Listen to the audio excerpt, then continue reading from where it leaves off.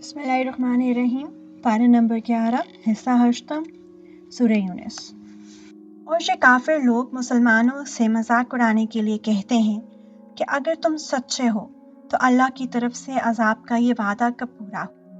اے پیغمبر، ان سے کہہ دو کہ میں تو خود اپنی ذات کو بھی کوئی نقصان پہنچانے کا اختیار رکھتا ہوں نہ فائدہ پہنچانے کا، مگر جتنا اللہ چاہے۔ ہر امت کا ایک وقت مقرر ہے، چنانچہ جب ان کا وہ وقت آ جاتا ہے تو وہ اس سے نہ ایک گھڑی پیچھے جا سکتے ہیں نہ آگے آ سکتے ہیں۔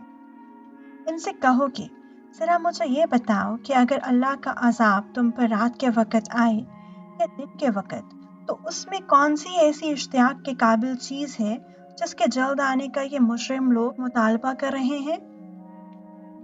کیا جب وہ عذاب آ ہی پڑے گا تب اسے مانو گے؟ اس وقت تو تم سے یہ کہا جائے گا کہ اب مانے، حالانکہ تم ہی اس کا انکار کر کے اس کی جلدی مچایا کرتے تھے۔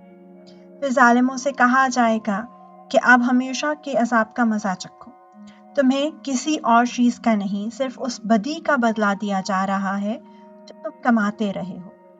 اور یہ لوگ تم سے پوچھتے ہیں کہ کیا یہ آخرت کا عذاب واقعی سچ ہے؟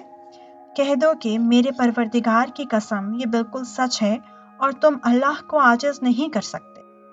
اور جس شخص نے ظلم کا ارتکاب کیا ہے، اگر اس کے پاس روئے زمین کی ساری دولت بھی ہوگی تو وہ اپنی جان چھڑانے کے لیے اس کی پیشکش کر دے گا، اور جب وہ عذاب کو آنکھوں سے دیکھ لیں گے تو اپنی شرمندگی کو چھپانا چاہیں گے، اور ان کا فیصلہ انصاف کے ساتھ ہوگا اور ان پر ظلم نہیں ہوگا۔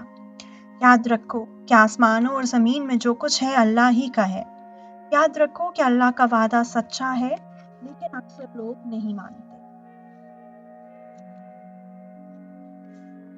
وہی زندہ کرتا ہے اور وہی موت دیتا ہے، اور اسی کے پاس تم سب کو لٹایا جائے گا۔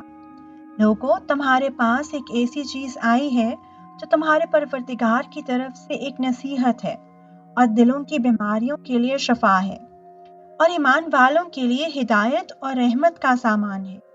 اے پیغمبر، کہو کہ یہ سب کچھ اللہ کے فضل اور رحمت سے ہوا ہے، لہٰذا اسی پر تو انہیں خوش ہونا چاہیے۔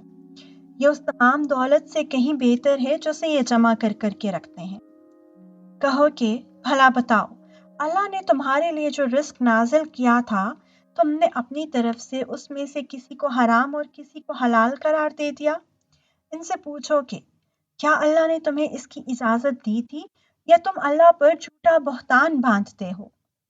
اور جو لوگ اللہ پر بہتان باندھتے ہیں، روز قیامت کے بارے میں ان کا کیا گمان ہے؟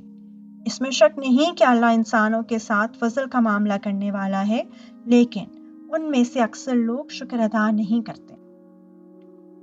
اور اے پیغمبر، تم جس حالت میں بھی ہوتے ہو اور قرآن کا جو حصہ بھی تلاوت کرتے ہو، اور اے لوگو، تم جو کام بھی کرتے ہو، تو جس وقت تم اس کام میں مشغول ہوتے ہو ہم تمہیں دیکھتے رہتے ہیں، اور تمہارے رب سے کوئی ذرہ برابر چیز بھی پوشیدہ نہیں ہے، نہ زمین میں نہ آسمان میں، نہ اس سے چھوٹی نہ بڑی، مگر وہ ایک واضح کتاب میں درج ہے۔ یاد رکھو کہ جو اللہ کے دوست ہیں ان کو نہ کوئی خوف ہوگا اور نہ وہ غمگین ہوں گے۔ یہ وہ لوگ ہیں جو ایمان لائے اور تقوی اختیار کیے رہے، ان کے لیے خوشخبری ہے، دنیوی زندگی میں بھی اور آخرت میں بھی۔ اللہ کی باتوں میں کوئی تبدیلی نہیں ہوتی، یہی زبردست کامیابی ہے۔ اور اے پیغمبر، یہ لوگ جو باتیں بناتے ہیں وہ تمہیں رنجیدہ نہ کریں۔ یقین رکھو کہ اقتدار تمام تر اللہ کا ہے، اور وہ ہر بات سننے والا، سب کچھ جاننے والا ہے۔ یاد رکھو کہ آسمانوں اور زمین میں جتنے جاندار ہیں وہ سب اللہ ہی کی ملکیت میں ہیں، اور جو لوگ اللہ کے سوا دوسروں کو پکارتے ہیں وہ کوئی اللہ کے حقیقی شرکاء کی پیروی نہیں کرتے، وہ کسی اور چیز کی نہیں، محض گمان کی پیروی کرتے ہیں، اور ان کا کام اس کے سوا کچھ نہیں کہ اندازوں کے تیر چلاتے رہیں۔ اللہ وہ ہے جس نے تمہارے لیے رات بنائی تاکہ تم اس میں سکون حاصل کرو، اور دن کو ایسا بنایا جو تمہیں دیکھنے کی صلاحیت دے۔ اس میں یقیناً ان لوگوں کے لیے نشانیاں ہیں جو غور سے سنتے ہیں۔